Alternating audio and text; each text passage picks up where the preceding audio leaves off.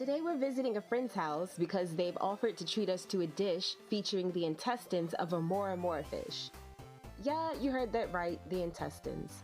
Why they didn't just, invite us to eat the regular part of the fish, I don't know.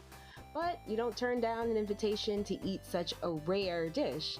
Also known as the sunfish, the remarkable creature can reach a maximum length of about 3 meters and weigh up to 2 tons. It's one of the largest bony fish in the world currently inhabiting our oceans. In Japanese, it's called mambo. Its body is disc-shaped when viewed from the side, spindle-shaped when seen from the front. Its dorsal and anal fins are long and well-developed, extending upward and downward from the rear of the body. However, unlike many other fish, it lacks a tail fin and pelvic fins. The part at the rear of the body that resembles a tail fin is a modified section of the dorsal and anal fins, referred to as the clavis or pseudotail. When swimming, it generates propulsion by moving the dorsal and anal fins symmetrically in a flapping motion. Basically, it looks like it's flying underwater. And although Mora Mora is not typically targeted for fishing on a commercial scale, in some regions of Japan, such as Wakayama and Miyagi, it's consumed as a part of their local cuisine. My friend got his from a trip to the Izu Peninsula. They also mentioned spotting the Mora Mora in restaurants, but it was served as sashimi. In Japan, not just with Mora Mora, but with other fish that are typically not consumed, there's a cultural practice of appreciating them as a gesture of respect by basically eating them rather than just discarding them if they're caught in fishing nets. It says that, My friend said that it's because it's from a perspective of gratitude and reverence for life. And that sounds really nice, but I think it's just maybe they're hungry. They don't want to just throw away fish that they could eat. In any respect, even fish that look quite gross in appearance may sometimes be found in markets or in stores in certain parts of Japan. I've also heard that it's not the flesh, but the intestines of the Mora Mora that are particularly delicious. And even though I'm not a big fan of eating, I call them weird parts of fish or any type of animal, I've gotten the chance, so I want to give it a try. Actually, because due to its slow swimming nature, the Mora Mora is also known for having a large number of parasites, and it's said that the intestines in particular can host as many as 30 to 40 types of parasites. And it seems our chef has found something. I asked them, is this one of the parasites? And they were like, they didn't know. So I hope that this one's safe. The chef told us that it was safe because these intestines were frozen and then thawed. So if they had any parasites or anything, that it should be okay. I feel a little bit strange about it, but they looked fine. So we're skewering intestines right now. Let's go on for it. Our friend, I keep calling him chef. He's not a chef. He's like a regular guy, but I'm going to keep calling him chef. He's already cut the intestines into bite-sized strips, making them quite easy to handle. Oh, look, he found something else. I asked him, what is this? And he really doesn't know. He said it might be something like cancer or a bundle of cells, because he thinks, in his experience, this doesn't look like a parasite. He's going in for a dissection. You can call him chef and surgeon. He's doing surgery on these intestines. Oh, look at that. It's like a hard ball.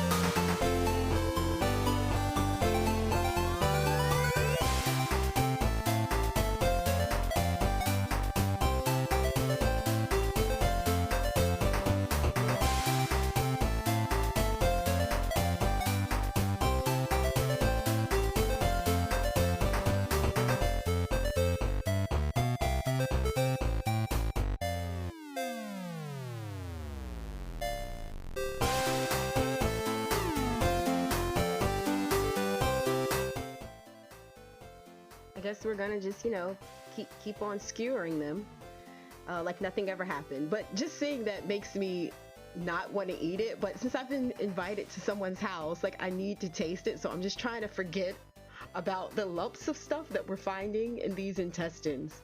By the way, it stinks to high heaven in this kitchen. I know that intestines wouldn't particularly smell sweet, but I can't explain to you how atrocious it smells. I hope the smell goes away after they cook it, because I really want to try this, but like I'm gagging as I'm filming this. The first dish is going to be some skewers, and then next we're going to make a basil flavored garlic butter sauté of the intestines, which I'm hoping something else. See, and this isn't round, so what could this be? If anyone knows, please tell us in the comments what exactly, or maybe it doesn't have to be exactly, what this roundabout could be. Look, we got one skewer ready to go.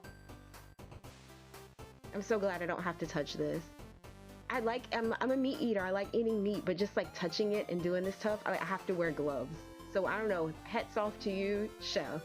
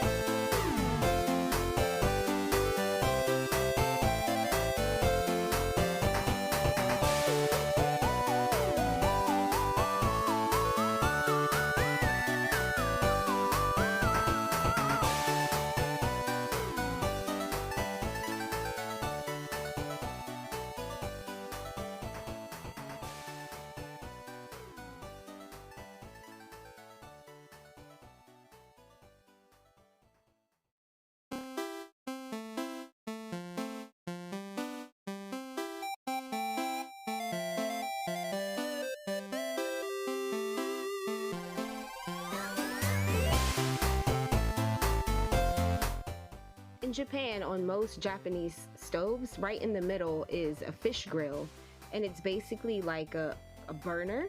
So it's very shallow and it can get fish or like anything else you put in there really crispy. So we're going to grill them from the top inside of the fish oven. You'll see, it's hard to explain. Here we go. Let's go into the oven, into the grill. There we go. Turn on the heat.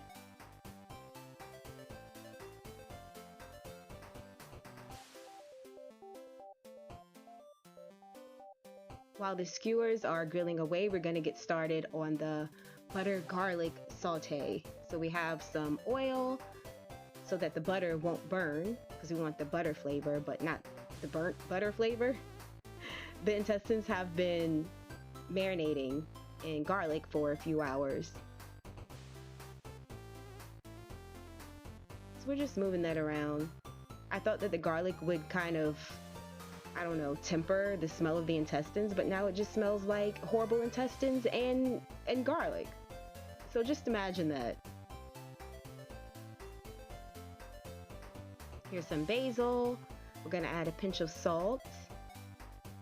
Actually, cooking it this way, the smell is dissipating.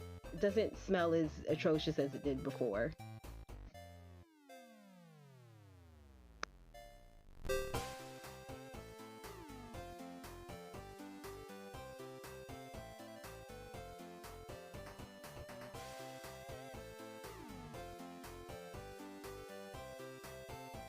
Let's plate it up. Here we go, makeshift table. So here are the skewers. You can see they're kind of burnt, not burnt, but it's like, it's cooked well and it's crispy. To me, it looks like squid. And to let you guys know, there's no smell anymore. Thank goodness. I think I can try this without gagging. And then we have the butter sauté over here. This smells really good, actually.